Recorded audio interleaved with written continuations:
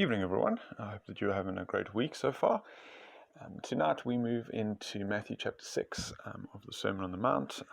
Yesterday we finished the 6 you have heard it said statements, and tonight we move into a new section of teaching within Jesus as he just expands on what does righteousness look like for the disciple. He's going to do this by showing what true righteousness actually is. It's about the heart and not about external action. And he is going to unpack the three main ways, at least in their culture in the day, in which there was an external righteousness shown to the people, but there was a hypocrisy in that righteousness because it was being done for the applause of man and not for the applause of heaven. And so he's going to do this by speaking about these three things. He's going to be talking about giving to the needy, public prayer, and public fasting, or even just fasting, if we can think of it in that way. And so tonight we're just going to look at the verses 1 to 4 in Matthew chapter 6.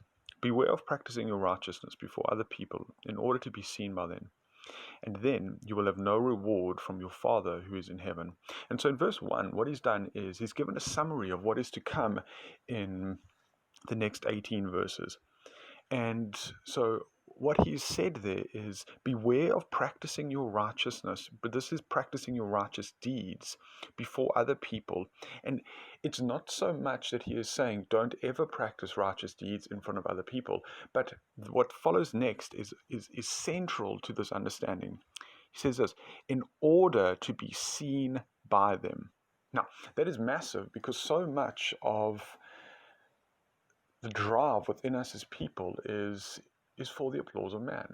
This is what makes social media such a massive draw to the human heart, is because it can be intoxicating to get likes. It can be intoxicating to see comments and people applauding us for what we would be doing and showing the life that we are living.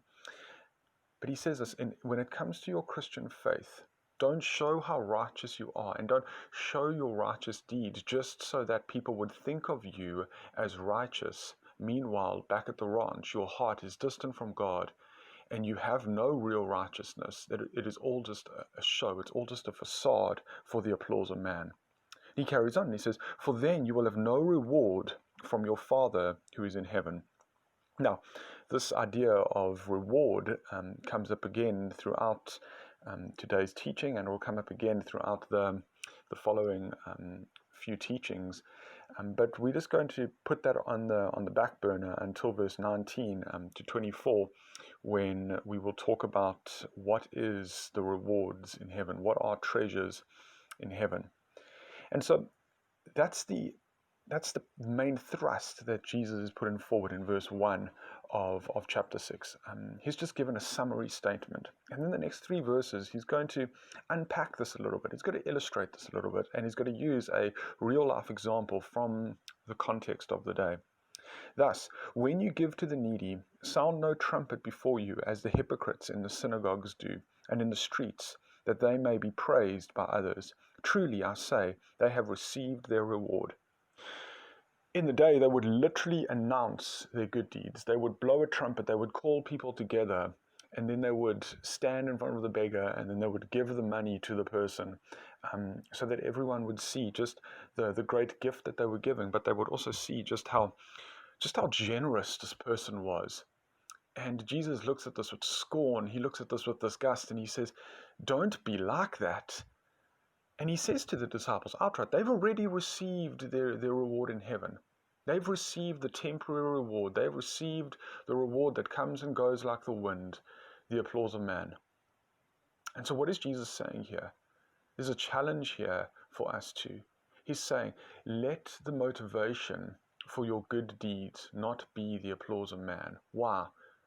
Because the applause of man, firstly, doesn't matter, and secondly, it doesn't last. The applause of man is like the wind. It comes and it goes, and it comes from different directions. You can never hold it, you can never catch it.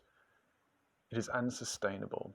And once we would be seeking the applause of man, it is like you're running on a treadmill. You're never actually getting anywhere, but you're just getting really tired in the process. And so don't chase after the applause of man. Don't live out your Christianity. Don't live out your righteous deeds just so that people would think of you as righteous. And then verse 3, he says this, but with you, or but when you. Now, immediately here, Jesus is showing his disciples, this is a different standard that you are to live. But when you give to the needy, do not let your left hand know what your right hand is doing. He's saying this, do your righteous deeds in private. And then when you are doing your righteous deeds in private, not so that you are doing it for the applause of man, you are showing true love. You are showing the true character of God. Remember that we've just come from loving your enemies. And what we spoke about yesterday in loving your enemies devotion was we said it's not only a case of loving your enemies, but it's love the people who can do nothing for you. Love the people who cannot give you back, who cannot pay you back for what you are doing to them. For even the pagans, even the ungodly, they love those when there's a reward for them.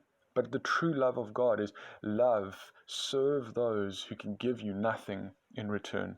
Practice it in private. Now, this raises the question, should we only ever do something when no one else is watching?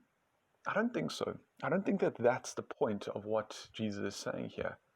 He's not saying that if you are going to give food to the needy, if you're going to help out someone in a practical way and serve them in a righteous, loving way, you have to get them just by themselves and then make them promise that they will never tell anyone anything like that. But this is about the motive of the heart. Jesus is challenging the motive of the heart here, and he is saying this, don't do your righteous deeds just so that people would think of you as more than you actually are.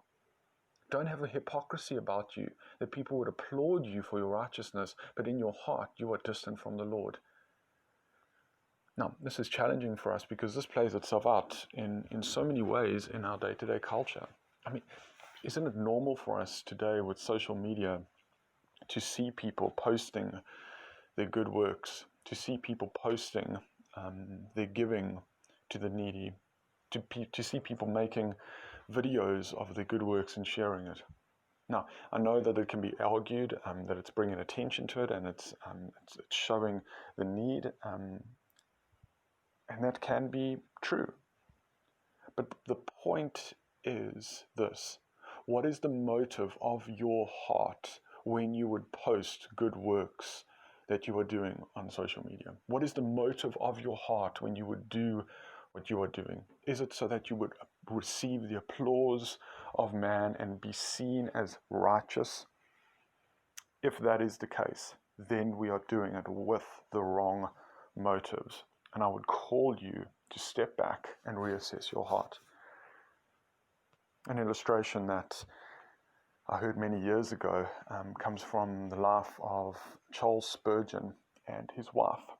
Charles Spurgeon and his wife had a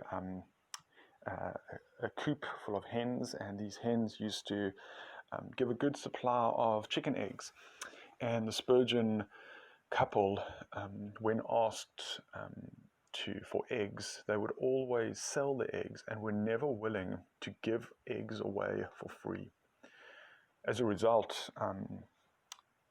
the Spurgeon couple, some people muttered about them and said that they are greedy people, that they are ungenerous people, and they are not willing to give eggs away to the needy, but they were only willing to sell the eggs for money. And the Spurgeons heard these rumors but said nothing to defend themselves. It only appeared after the death of both Charles Spurgeon and his wife what was really going on. The couple were selling the eggs and using every single cent that they gained from the sale of their eggs to support two elderly widows in the community. And even when they were accused of greed, even when they were accused falsely for wrong motives, they never stepped up to defend themselves. This, I believe, is a practical example of what it means to not let your left hand know what your right hand is doing. There is a quote that I saw that just summarizes and challenges the human heart in this. we'd all like the reputation of generosity, but we would like to buy it cheaply. We'd all love to be known as generous people, wouldn't we? But how many of us would be willing to live the life that would be required for us to be seen as righteously generous? And so the challenge for us is twofold. Number one, first and foremostly, what is the motive for our giving? And number two, are we willing to give? Are we willing to support the needy and serve those and love those in a way, even when we can get nothing back in return? May you have a blessed day. May you grow in the grace and generosity as we would sit under the generous grace of our Lord Jesus Christ. God bless everyone.